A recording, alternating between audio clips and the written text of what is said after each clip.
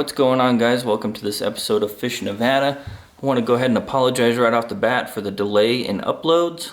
I ended up doing some more traveling and didn't get a chance to get any videos up. So we're going to start right back into them.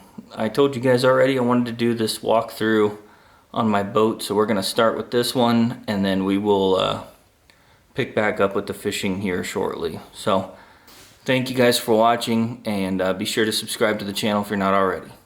Alrighty, so I think I'm going to go ahead and just start right here at the console, and then I will go from back to front after that. So at the console right here, we do have our standard controls.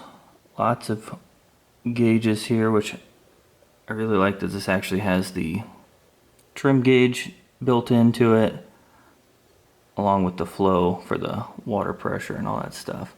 But otherwise it's pretty standard: battery charge, tack, fuel, speed, all that nonsense.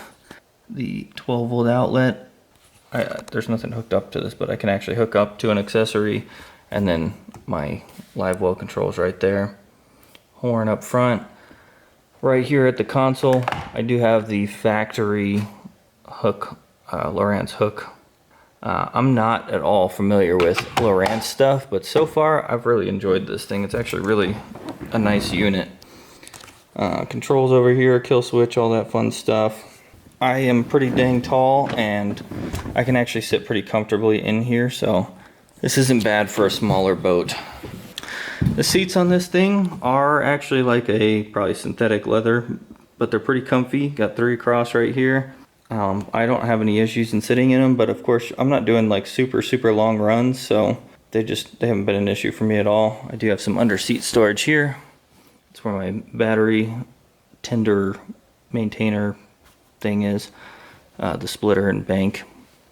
We'll go ahead and move to the back first, and then we'll go forward. So I've got the compartment for the batteries open right now. There's actually 3 batteries, came with interstates, and then just a single plug charges all 3 of them. To the left side here, that's the fuel tank. 23-gallon tank, I think they said.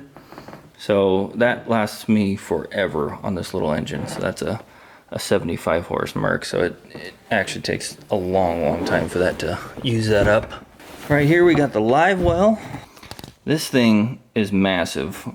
For how small this boat is, I like that it's got the divider, but that it's all one single tub. I really do like this live well. It's pretty quick to fill, and it's got the recirculate and aerate function, so this thing's pretty sweet. I never hardly use it, but when I do feel like using it, I'll fill it up sometimes and just mess around with it. There's 2 day boxes back here, one on each side. I don't have anything in that one. I think on this guy I've just got some, just the fender and some ropes. That's my transom saver there, that's off right now, so it fits in the garage. Otherwise, for the back, pretty much it for storage. So we'll go ahead and move on up to the front, starting right here at the step. I love this. We have a built-in cooler. I keep a bunch of drinks and snacks in there, and I just don't really put ice in there unless I'm going to be gone for what I know is going to be a really long day. Otherwise, cup holders on each side. There's also cup holders down on the floor next to the driver's seat. And then we've got our main storage compartment. I've got all my tackle boxes in here. I've got a tripod for the camera, some extra line. There's a paddle down there as well, and then some the nav lights and all that stuff are in there. But as you can see up front, I've still got about half that storage that I haven't even used. And mainly I just purposefully don't do it for weight, but there's plenty of room in here for tackle storage and such. So getting right into the rod lockers, you can see I'm not at all using these as rod lockers because I usually keep mine on the deck. This one will take up to a 7-foot rod, but most of mine are longer than that anyway, so I don't really store them in here. I do have some more nav lights in there, the rear one, and then I've got all my flotation devices, some Lucas wash wax spray, some more ropes and stuff in there, just simple things in that one. On this side, however, is all the fun stuff. So I've got all my plastics on this side, and I do have kind of a lot of them in here. But that's one nice thing about these rod lockers. If you're using them for storage, man, there's just tons of space in here. I like how easy of access these rod lockers have. So got a bunch of worms, some creature baits, some swim baits, a bunch of Googan baits, and then a medley of mixed baits that I just have as spares. I also have my box of spinner baits right there. Alright, and we're gonna head up to the very front. Up here, trolling motor control, another cup holder up there, little pliers holder and stuff like that. This is a 70-pound thrust Minn Kota. It's 24 volts, so it actually runs pretty well. And then you can see I've got my Humminbird mounted up here.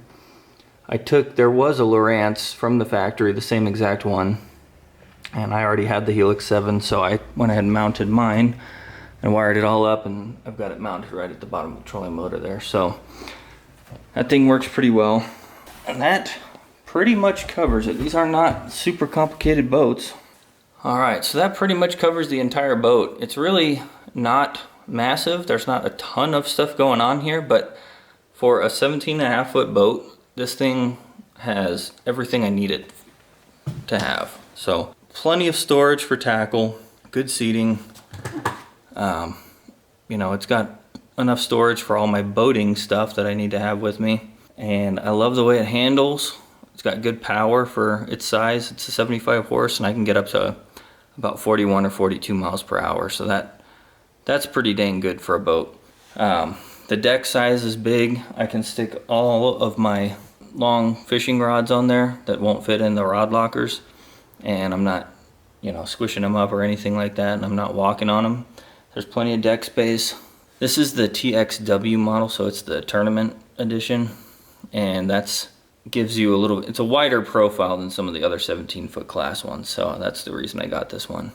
Plus it comes with a better engine option, a more powerful engine option. So anyway, that's gonna wrap it for that one. I hope you guys enjoyed that. I know it's gonna be kind of a shorter video.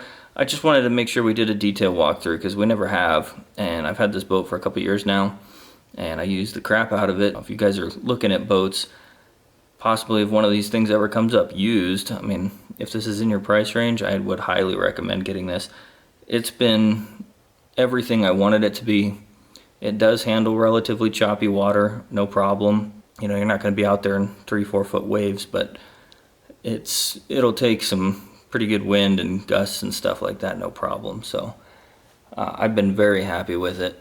The advantage to the 17.5-foot class that I like, and the whole reason I bought this, was it's small enough to get into smaller bodies of water, but it's big enough that I can actually take it on bigger lakes too. So it's right in that perfect mid-tier.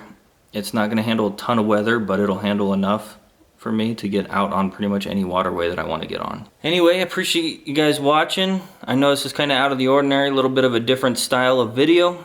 I hope you enjoyed it, and like I said, if you're not subscribed, go ahead and make sure you're subscribed. We're going to keep pushing videos out this summer. I will be doing some more fishing here shortly and getting that all made into videos and whatnot. So hopefully you guys enjoyed it. Thanks for watching.